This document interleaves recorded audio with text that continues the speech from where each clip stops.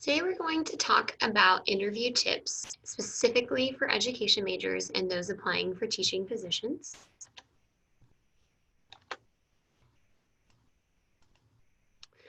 So first thing we're going to talk about is how your first impression really matters. In a survey of 3,000 bosses, 33% claim that they know in the first 90 seconds of an interview if they will hire someone.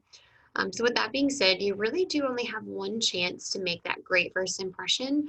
And on top of that, if they're already bringing you in for an interview, chances are they already know that you're qualified, they liked your application materials and your resume. So just keep that in mind that you want to come in with that confidence that they already think that you could do the job. So with that being said, it's really important to show these qualities, having a positive attitude, showcasing lots of enthusiasm for the position. Oftentimes in the interview, it's really easy to be super monotone and to be very nervous, and then we don't necessarily seem excited and enthused. Um, Also, a sense of humor. Um, Warmth and kindness, then also focusing less on what you want and more on what you can give to that employer. So, what specific value and attributes do you bring? Then I also like this little chart here because first impressions aren't determined by what you say always, it's also how you say it. So, really paying attention to our nonverbal body language, also our voice and our tone, and then also the words that we use. So, again, keep in mind that you could interview really well and say the right thing, but if you're not showcasing these qualities, it might not always be well received. So with that, I always like to kind of go on this slide. So nonverbals that drive employers crazy. So 67% fail to make eye contact. And that can be tough, especially if you're in a panel interview. We have multiple people in the room. You do want to make sure that you're addressing each one of them. And then also, a lot of things are virtual nowadays. So if you have that virtual interview, making sure that you're actually staring at the camera and that you're staring forward, that you're not always just staring at that little box of you in the corner, because I know I have a tendency to do that. Lack of smile. So again, when we're very nervous, we're not always smiling. But a lot of times when I think about teachers, I do think of someone that smiles and that is energetic, that is happy. We want to showcase that in our interview as well.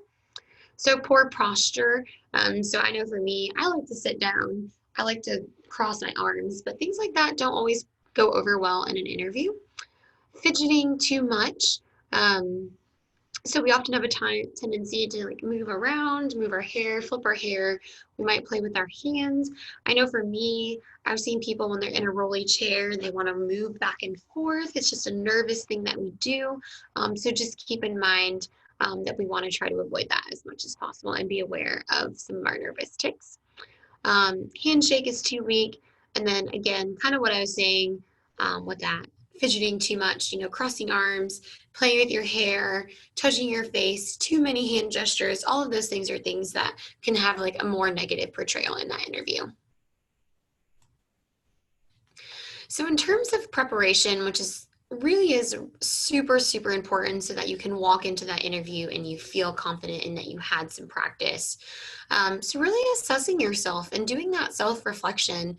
And like I always say, your interview, your application materials should really focus on the value that you bring to the employer and what you can offer that school system. And part of that, I think one of the biggest things that even a lot of principals will say, research that school system and compile that information. Have a good understanding of what that school system values, what they stand for. Things that are really important to them. It showcases that you've done your research. It also makes your interview questions or answers more tailored to that school, which is important because they're wanting to think, does this person kind of fit in with the school, with their mission, with the values? Ways to do that are looking at report cards. You can also follow different schools on social media. That's a good way to kind of see some of the things that they're really proud of as well. Prepare and write down questions to ask them. So it is an interview, but you also are interviewing them, making sure that you're a good fit. Ask them questions that you can't just find from the website, very specific questions to that school and things that you're genuinely interested in wanting to know. Next, Practice, practice, practice. You can always sign up for a mock interview through the Career Center. I'm happy to do that with you. I know a lot of school systems embed some of that practice in there as well, with your partnership teacher or even your teacher friends. Just getting the language down, practicing specific examples, that can just make you feel so much more confident. We also have a resource called Big Interview that's online simulated interviews. And there is an opportunity for you to go straight through like K through 12 educators and actually practice questions very specific to your industry as well. And then last thing, gather all your necessary materials, have your resume, have the job description. I usually take like a little Padfolio and like a pen, and I just have that with me when I go into the interview. So everything's just kind of in one place. And then lastly, when you're prepping and practicing, keeping your answers but at the max, 60 to 90 seconds at the max. And I say that because a lot of times we have a tendency to kind of talk too much and then we're kind of rambling, and it can be hard to pay attention to. But sometimes we're also giving them very short answers where we're not selling ourselves enough or painting a good picture of who we are and what we have to bring to the table. So again, I think that 60 to 90 seconds mark is a pretty good sweet spot. Oh, so tell me about yourself. I know people love this question. Totally being sarcastic. I think this is one of the questions that really stresses people out the most. So we're actually going to talk a little bit more about that. All right. So you don't want to tell your personal life story. They don't need to know too much about like your family, where you come from, how many siblings you have, what your interests are. They don't need to know that. But they do want to know where you've been and where you're trying to go professionally. And you can embed a couple personal things in there as well to make it a more personalized interview, but we'll talk about that. But there is a formula to really make this a simplified process for you and something that you can continuously practice. So I use the formula of current, past, and future. So current, who are you, where are you now? So your graduation date, your degree, your major, etc. Past, so where have you been? So talk about your student teaching, your field experience, tutoring, etc. Anything that you've really done that's very related to that position and what you're applying for. And that last one, future, where are you going? I'm really interested in this specific school district because, et cetera, et cetera. So in general, current, past, future is a really good way to practice this question and just making sure that you're hitting key things. I also like to treat this kind of like an outline for examples or experiences or things I know I might talk about later. So here is an example. I'm not going to go over it here, but if you want to pause the video, you're more than welcome to read through this and just talk a little bit more or see a little bit more about what an example could look like.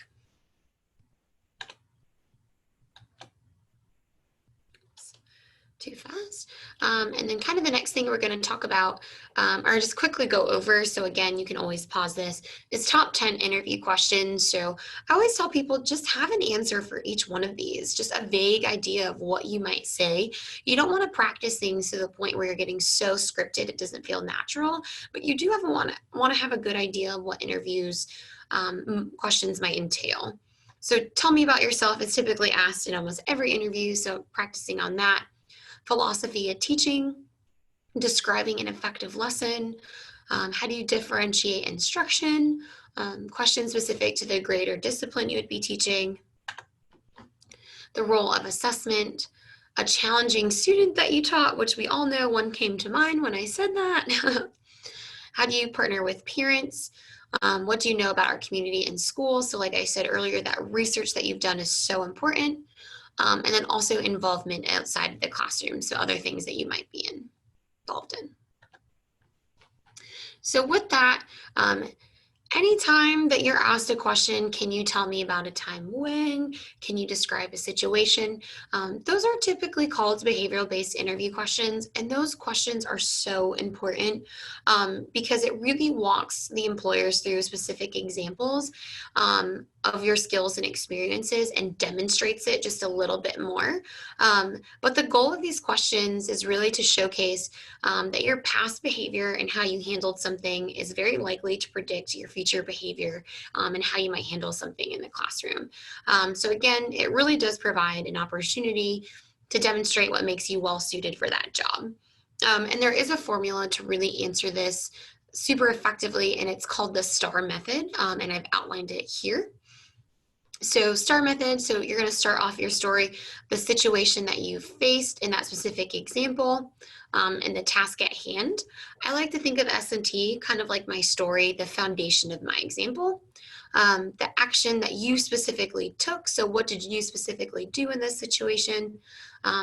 Results, so what was the outcome, what happened as a result of the steps you took, and then also relevancy to this position, so tying it back in to make the example really relevant.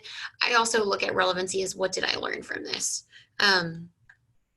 Here is actually an example of a behavioral-based interview question, which again, I'm not going to read through the whole thing, but you can definitely read this and kind of be walked through the different steps of this and how this can be such an effective way to answer behavioral-based interview questions to kind of make sure that you're not missing some key parts, and to really, really sell yourself in that interview. So the employer evaluation of an interview. So I actually got a lot of this from the principal panels I've sat in on the past, and also from the American Association of Educator Employment. I think it's something like that. But just in general, these are some key things that employers say they look for and they evaluate. So handshake, attire, eye contact, again, kind of that initial impression. The demonstration of awareness of the school system, and relevant questions. So again, that you have done your research on the school system, and you're able to talk specifically about that, so it doesn't feel like a free-for-all type of interview that could be done for any school system. Responsive listening, enthusiasm about the school, the ability to fit in with the school and school system. So you really have to think about that, it might not be that you're not qualified, but you also have to think about the partnership teachers, the school system, their values, and how you kind of fit into that, and do you fit into that? Some skills or things that they're looking for, especially relationship building. That is the nature of the work that we do as educators, is building relationships. Are you a team player?